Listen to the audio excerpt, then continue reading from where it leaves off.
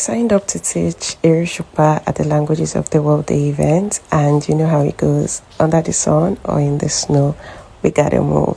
I got to Union's house, checked my venue, and I'm suddenly nervous. It was bigger than I imagined, but this is my field. I play this space, so let's go for Èrè Òṣùpá.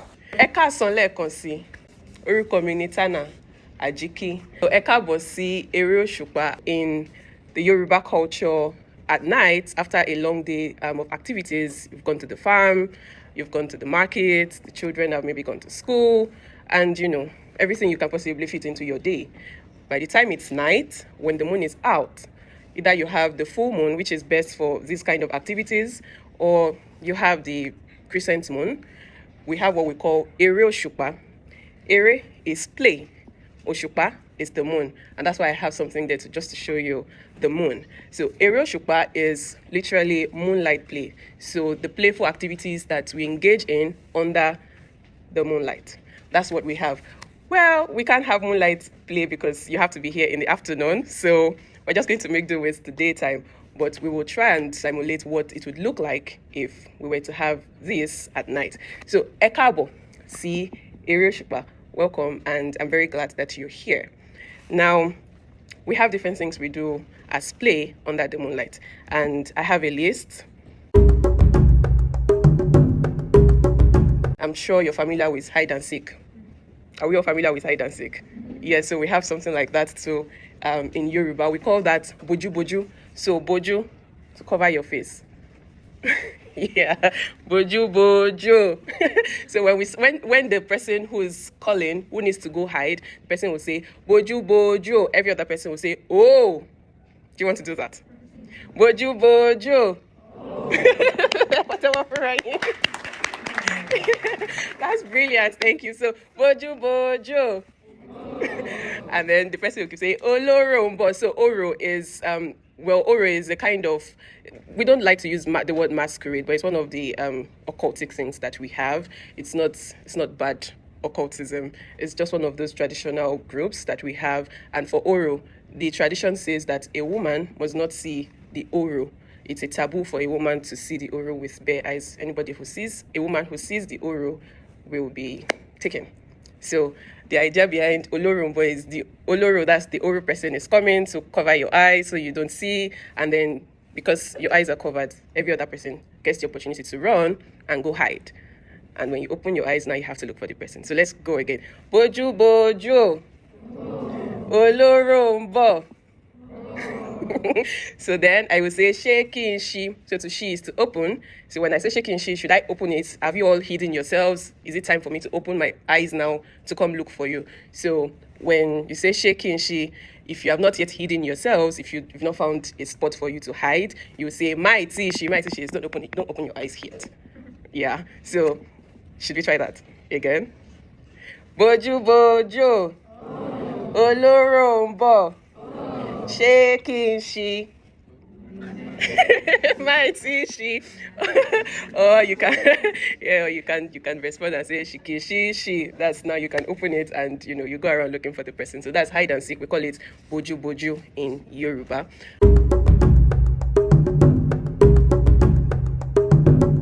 We have who is in the garden. Who is in the garden is pretty much like, I think you form a round circle, right? You form a circle and then you have someone in the center of the circle. That's how you do who is in the garden. Oh, you don't have that here? Oh, you don't? Okay, maybe we should do something. So who wants to volunteer? Just a circle. I hope it's okay to hold hands. Are you fine with that?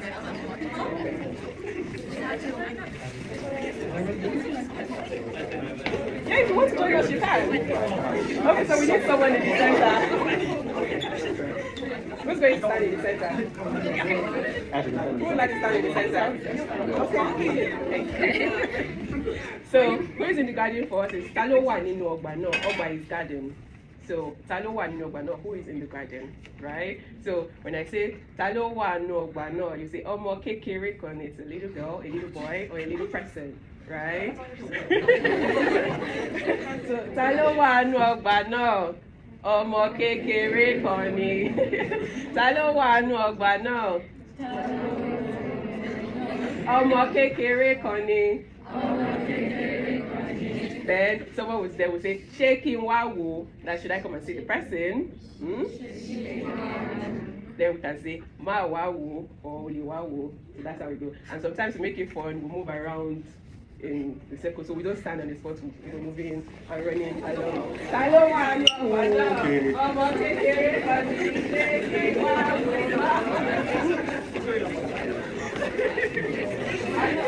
And so you now have to pick someone who will replace you in the circle, and then we keep going that way. So you have to, kind of like catch someone while we're on the race, and then that person wants to replace you. And so you just keep, keep looking. Yeah, that's what it is. So would you like us to finish school skill? Would you like us to finish school skill? Okay.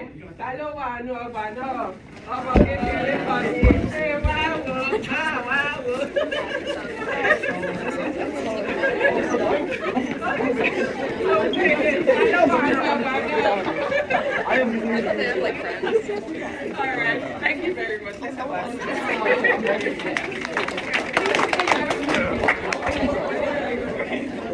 Okay, so that's who's in the garden.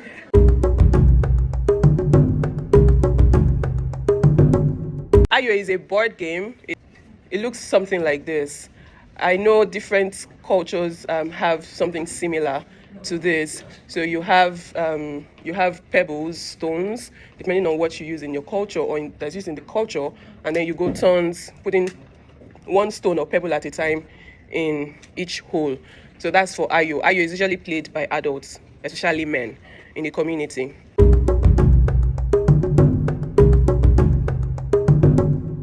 And then the moonlight stories, which is the one we will be doing here today. We have moonlight stories, and then we have the riddles. In Yoruba, we will just say we have àlọ́. Can you say that? Àlọ́.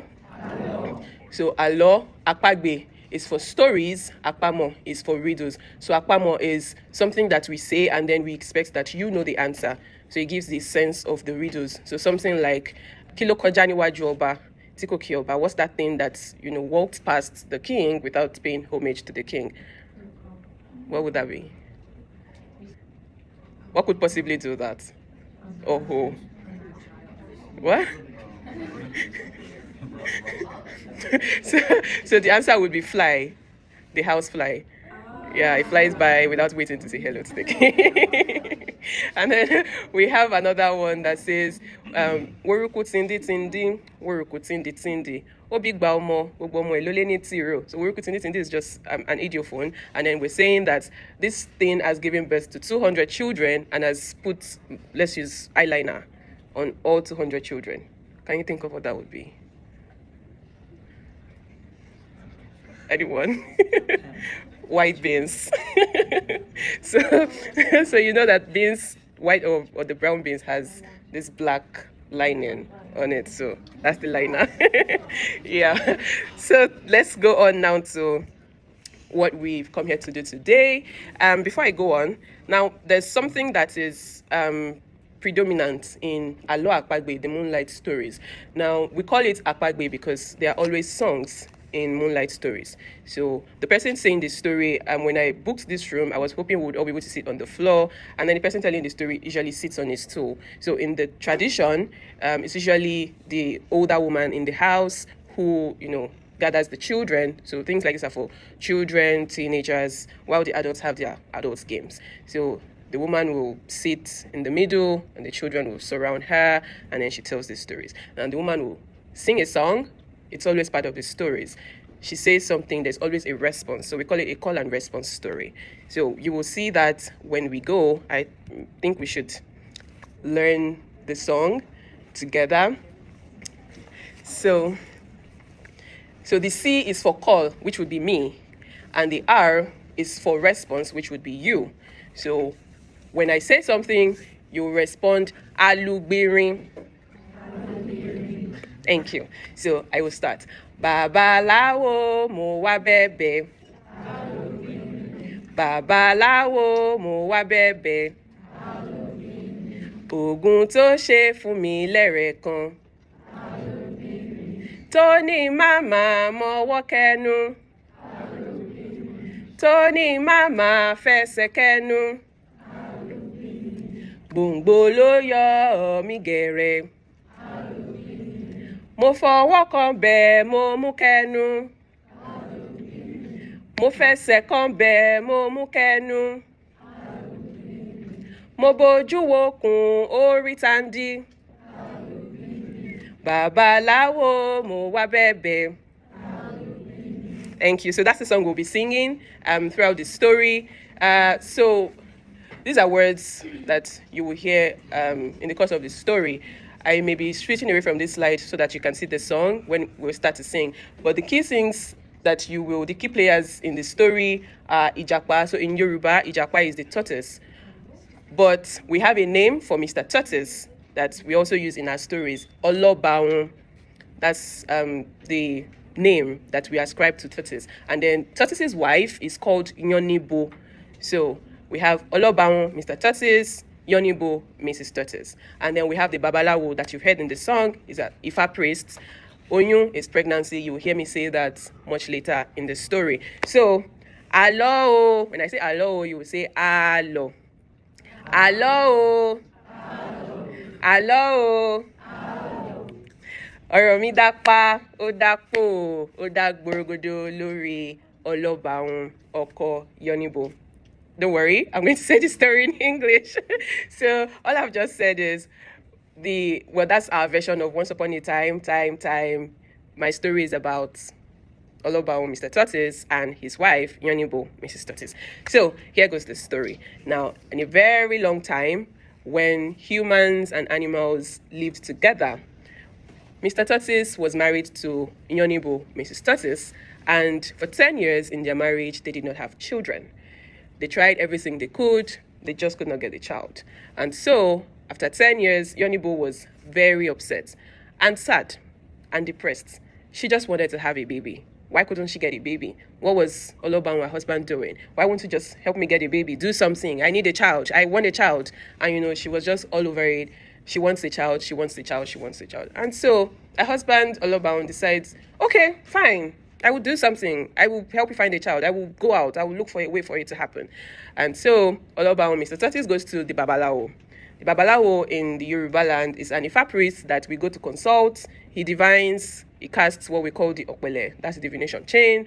And he looks at it and goes, oh, okay, this should happen. Oh, this is why you're not having a kid. Okay, this is what we're going to do for you to have a kid. And so Mr. Tortoise goes to this Babalawo to say, look, my wife needs a child. We don't have a child.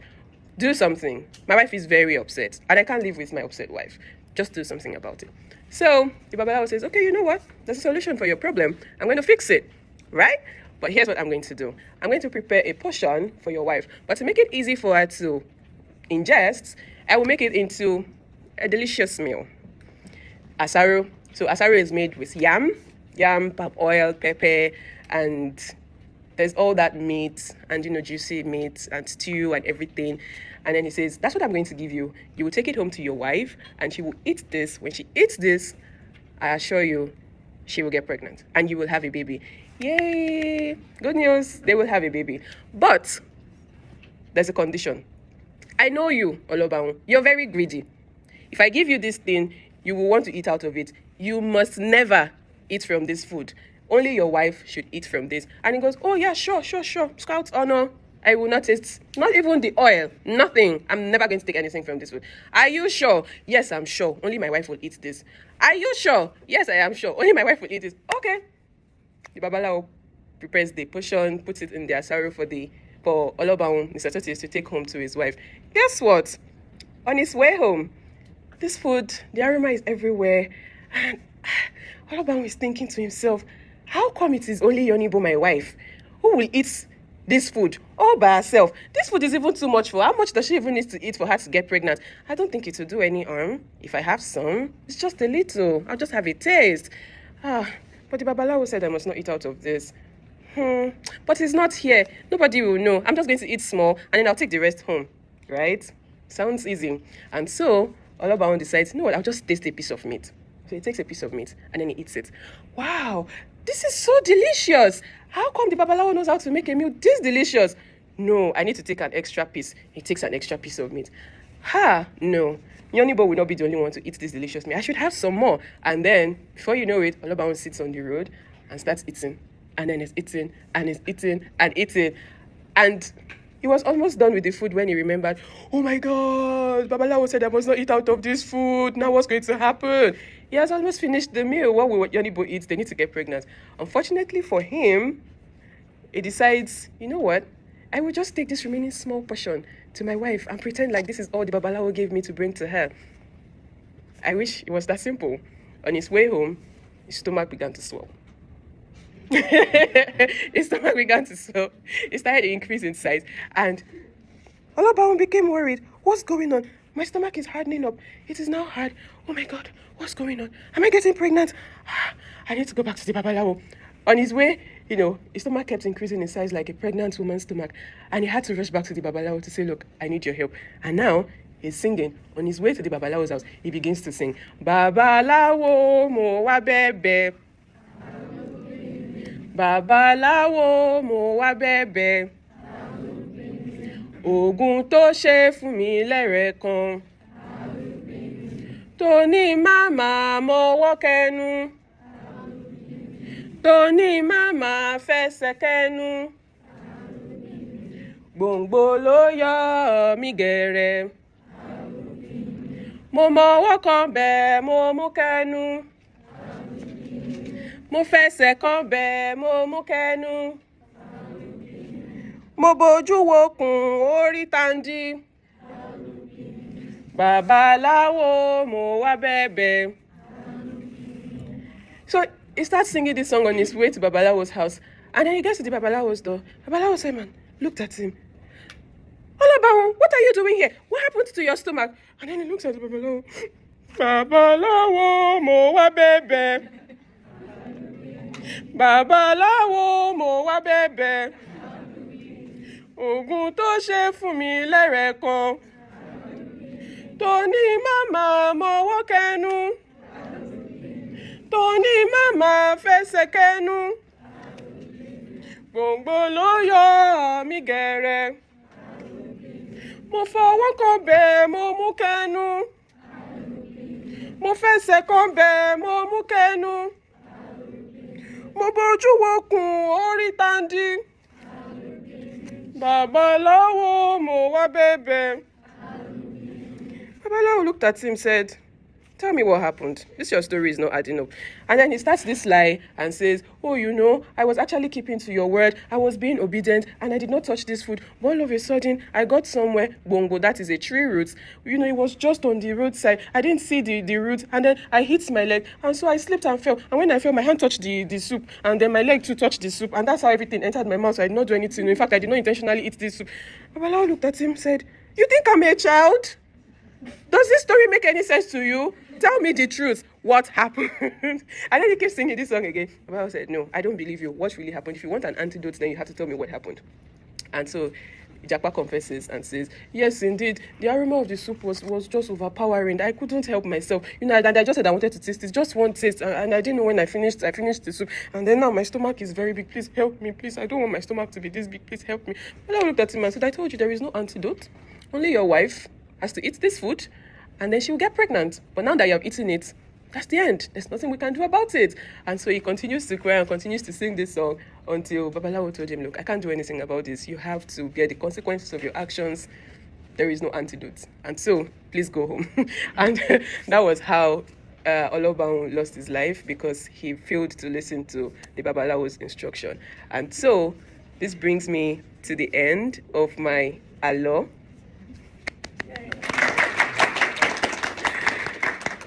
So, would you like us to sing the song one more time? Sure. Okay. Babalawo mo wa bebe. Or would you like to do the call while I do the response? Okay, let's go for it. Alugbirin. Alugbirin. Alugbirin. Alugbirin. Alugbirin. Alugbirin. Alugbirin. Alugbirin. Alugbirin. Alugbirin. Yeah, but that was right. That was brilliant. Well done. Well done. Okay. Okay, so Babalawo, the Ifa priest, I have come to beg you. Alugbirin is just something we say to aid the response part. And then he goes on to say, Oguntoshe Fumile Erekon, the charm or the medicine that you gave me earlier, Erekon is earlier. You said I should not put my hands in my mouth. You said I should not put my legs in my mouth. But on my way, a tree roots bongo made me sleep. I stumbled, I fell, and then my hands touched the soup and I put it in my mouth. My legs also touched the soup. I put them in my mouth. And then when I looked down on my stomach, it was already swollen. Please, Mamalawu, I'm begging you, help me. That's what the song is saying. I hope that's it. Thank you. So, usually at the end of a law, we will ask, what did you learn from the story? What morals did you take away from the story? Okay, let's not all talk at once. Yeah. Okay. Who else? Who else wants to? Yeah. Yeah, thank you. Who else learned anything from the story? Yeah. Don't put your legs in your mouth. Okay. All right, so do you have any questions for me? Did you learn about the moonlight games? Oh, that's something we do in Yoruba land. So they're games that we play, or that we played as children. Yeah. Where? Oh, I'm Yoruba from Nigeria. What was your favorite game to play? What was my favorite game?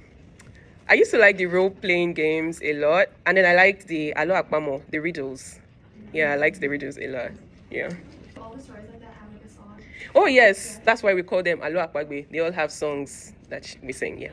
So my first session this morning was learning Yoruba dances. Okay. Yoruba dances. Okay. Well, yeah, so we would need the Yoruba drums to actually do any of those dances. There's one from my hometown where I come from. It's a bit different from how the others are danced. Let's see if I can get a song to get us into that. We did the Ekiti dance after, and the kids told me that they had fun. I had fun too.